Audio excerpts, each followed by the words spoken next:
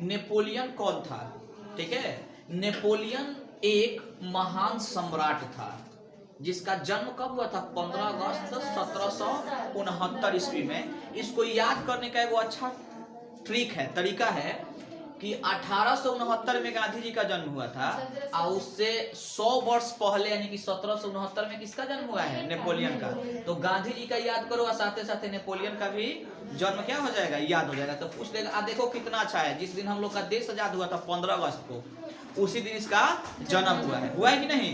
तो 15 अगस्त 1769 कमिंग, जिसने अपने व्यक्तित्व एवं कार्यों से पूरे यूरोप के इतिहास को क्या किया?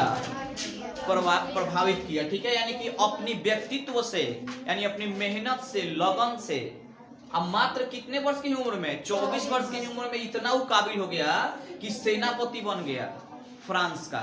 24 वर्ष की उम्र में वो तुम्हारा फ्रांस का क्या बन गया?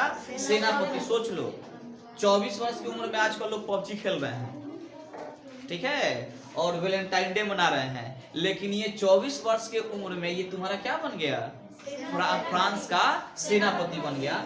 उसने कई युद्धों में फ्रांसीसी सेना को जीत दिलाई और अपार लोकप्रियता हासिल की, यानी कि उसने जितने भी युद्ध लड़े सब में क्या की? जीत हासिल की और अपार लोकप्रियता मिला, यानी कि फ्रांस के लोग उसको खूब सहारे की। वाह, बहुत अच्छा सेनापति है हम लोग का। ठीक है, फिर उसने पीछे मुड़कर नहीं देखा, यानी कि अपने जीवन में कभी भी वो अनसक्सेस को नहीं देखा, सिर्फ सक्सेस को देखा और फ्रांस का क्या बन गया? तुम्हारा शासक बन गया।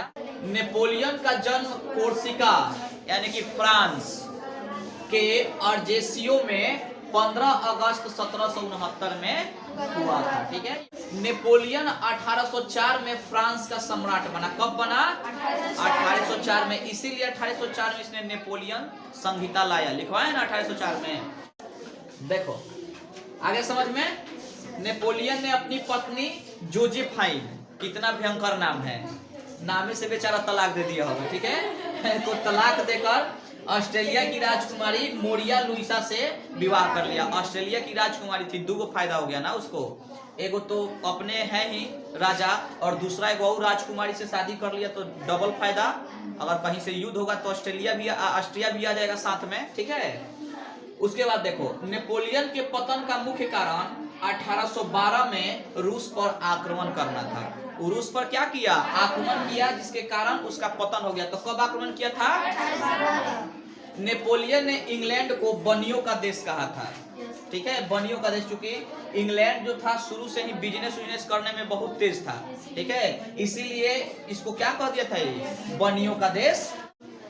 देखो, नेपोलियन ने अपने जीवन का जो आखिरी युद्ध लड़ा था वाटरलू के मैदान में 1815 में, जिसमें उसकी हार हुई।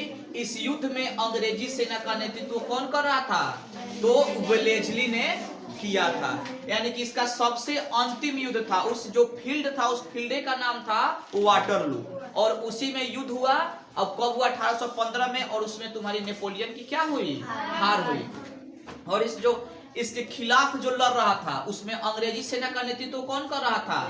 वेलेस्ली कर रहा था। ठीक है, अब देखो, नेपोलियन को पराजय के बाद, जब यानी कि हार गया, पराजय यानी कि जब नेपोलियन हार गया, तो अटलांटिक महासागर के सेंट हेलेना द्वीप पर भेज दिया गया, जहां उसकी 1821 में मृत्यु हो गई कैंसर के कारण। अब देखो, ये भी पूछता है कि उसको नेपोलियन के पराजय के बाद उसको कहां भेज दिया गया था? तो सेंट हेलेना। अटलांटिक महासागर तो सब किसी को याद रहेगा, लेकिन कहां पे भेजा गया था ये दिमाग से उतर जाता है। तो एक बात याद रखना, इसको ट्रिक बता दे रहे हैं। ठीक है, कि देखो, सलमान खान को तुम जानते हो ना, उसकी माँ का क्या नाम था? हेलेना। क्या नाम था? हेलेना नाम था। तो नेपोलियन को पराजय के बाद कहां भेजा गया?